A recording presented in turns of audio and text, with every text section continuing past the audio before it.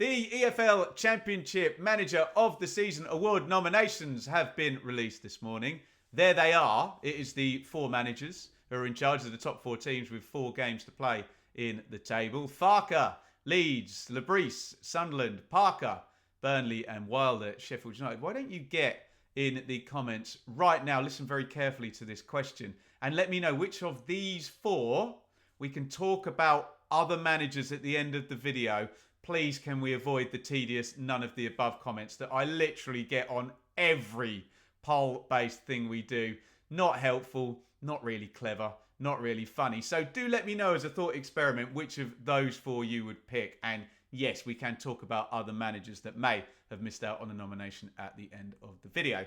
Let's drill into these 4. And look, we've got to go with the broad conversation whilst we're doing this. What is a manager of the season? I know a lot of people will also complain about the timing of the award. I think it's Sunday the 27th. So will there still be 2 rounds to go or just the 1 round to go? I think it will just be the 1 round to go. Fact check me on that one. I can't do anything about this. I am just talking about the nominations as they have been released right now. And for whatever reason, they don't do them after the season's finished. Maybe everyone's gone on holiday at that point and they won't be able to get anyone to turn up to their nice award ceremony in London and wear all their tuxedos and shake hands with sponsors and kiss babies and things of that nature.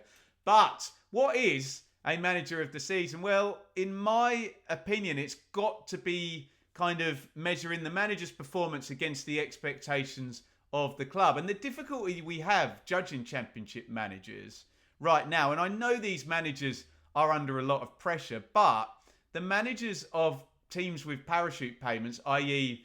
the most kind of resources in terms of what's coming into the club in terms of revenue, are all expected to be promoted or to be a real big player in the promotion picture. Let's have a look at Daniel Farker, for example, where last season, 90 points. I know a lot of Leeds fans who are against Farker kind of use that as a stick to beat him, the whole 90-point thing, but it's a very good total, and he lost in the playoff final, and that was deemed a failure. If probably 18 other managers in the Championship had done that, it would be deemed a great success. So that's kind of where we are with the chasm in, finances and expectations, etc., etc. So how do we judge Daniel Farker? It's almost so on a razor, isn't it? So binary. Basically, if he gets promoted, he's done a good job. If he misses out, he's done a bad job. And we can even say we have a case study of he was considered a failure by finishing 3rd with 90 points and losing in the playoff final. He couldn't have really come closer in the league in 3rd, and he got to the final of the tournament. But that was deemed a failure by many, and I don't know, kind of reasonably so. We've seen the reports of Leeds' wage bill from last season at 81 million or something like that. So I get the argument. Can we call Daniel Farker a success and the manager of the season right now?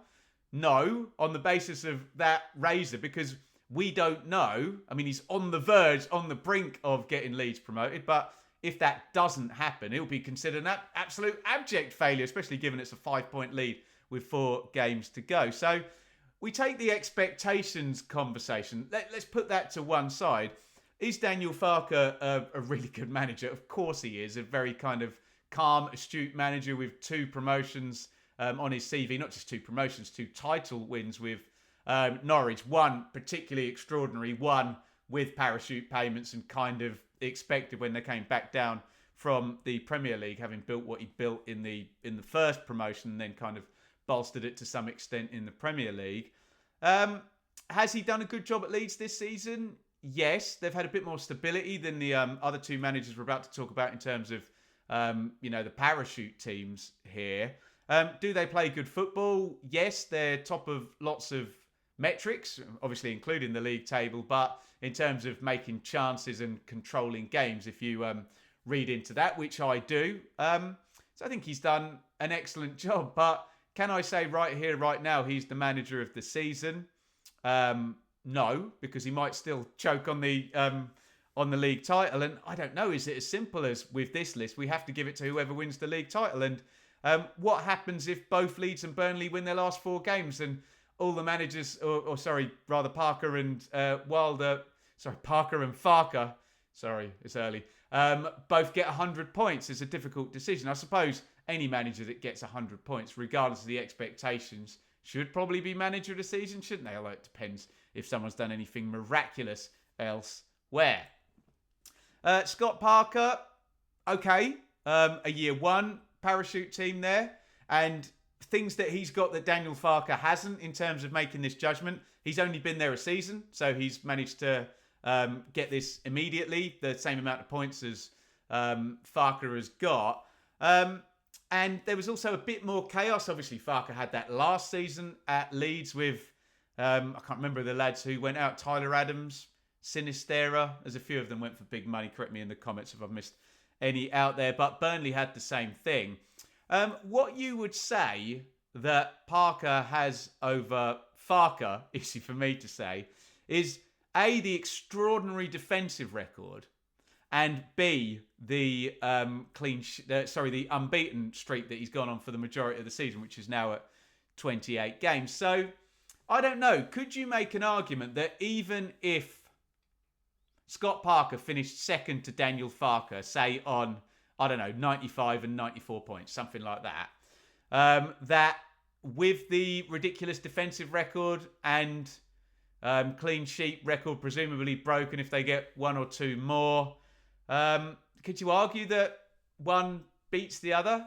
I don't know. It's an interesting debate, isn't it? Or do you just go with the title winner in the instance of, that they've all got parachute? Okay, Farke's got a year two parachute payment. That's a smaller amount than Burnley have got, but then he's got the extra stability. I don't know. There's not much between these two. Do you just razor them on whoever wins the title, if indeed Chris Wilder doesn't win the title? Let me know your thoughts in the comments. Let's talk about Chris Wilder now. I believe that if Sheffield United finished in the top two, even if one of the other teams finished 8 or 10 points ahead of them, that Wilder would probably be the manager of the season. I just think he's had more of a tumultuous, with the takeover stuff, and there was quite a lot of to-in and throw-in, and there was the 2 points deduction and all of that. If, and it's a big if, he'd finished in the top two, I probably would have made him manager of the season. But it doesn't look like he's going to finish in the top two now with the 5-point gap. So, can you really have a year one parachute manager finishing third? Daniel Farke did that, and this is obviously not factoring in tournament football. It's based on the 46-game regular season.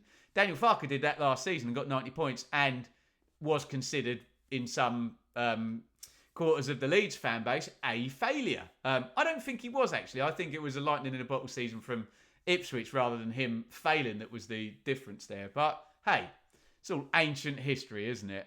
So I'm not sure, unless you now get the rally of all rallies from Sheffield United. They win the last four, which would see them on 95 points. Obviously, they would beat Burnley in the head-to-head and manage to scoot past them with a mistake from Burnley in one of the other games as well. That's the only way I think Farke, my God, I'm struggling with this today, Wilder can be the manager of the season. Let me know your thoughts on that. Now, here's the interesting one, because if you take all four of those managers, you've got 3 parachute team managers in the top 3, and then you've got Sunderland in 4th. I think if you poll even the most ridiculously biased fans of Leeds, Burnley and Sheffield United and say who has exceeded expectations more, surely it's Sunderland. Surely it's Regis Lebris.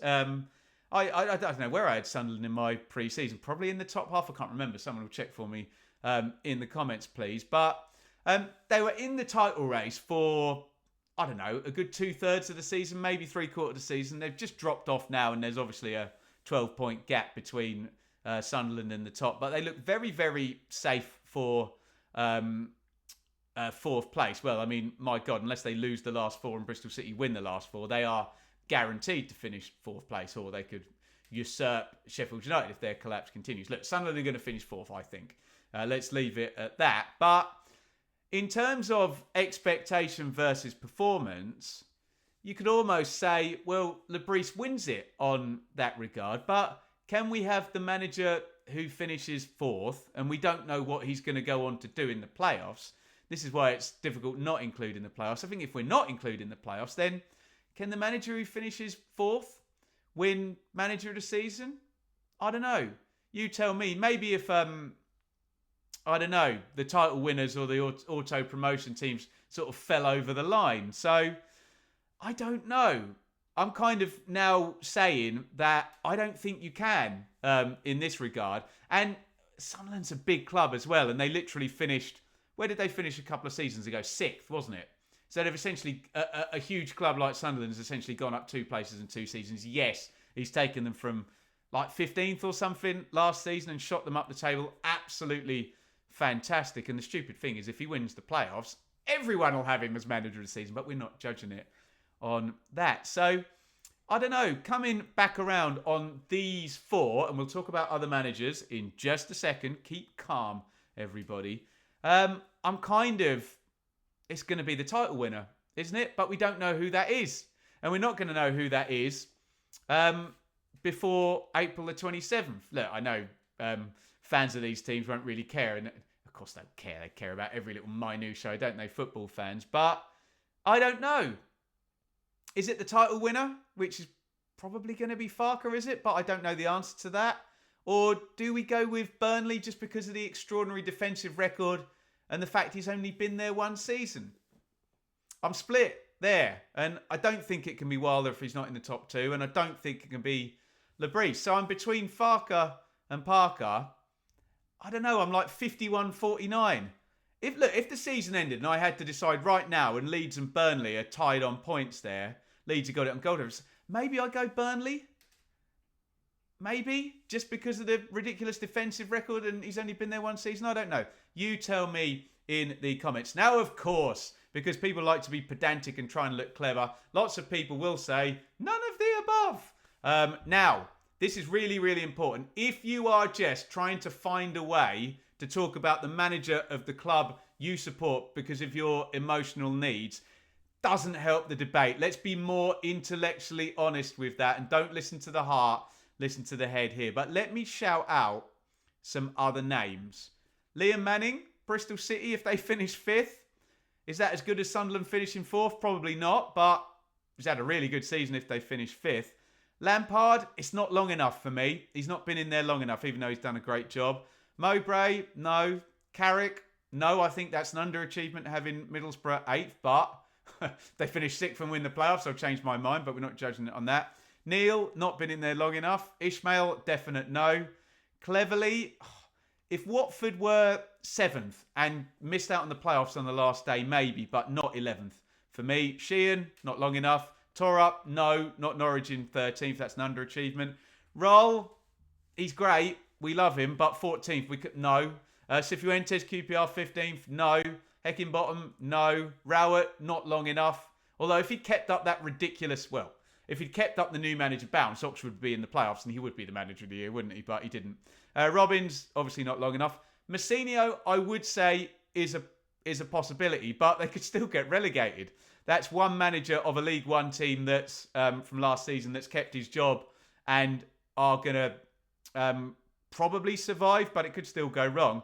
Does that make him better than Manning or Lebris or Wilder or Parker or Farke? No, probably not. Celeste, not long enough. Now, here's an interesting one. John Eustace, I think, has a genuine argument if Derby stay up. Because where did he leave Blackburn? I don't know. They were like 7th or something. And they haven't, I think they won 1 game since he left, haven't they? Under Ishmael. I know they won under the caretaker. And if Derby stay up, that's kind of a great escape.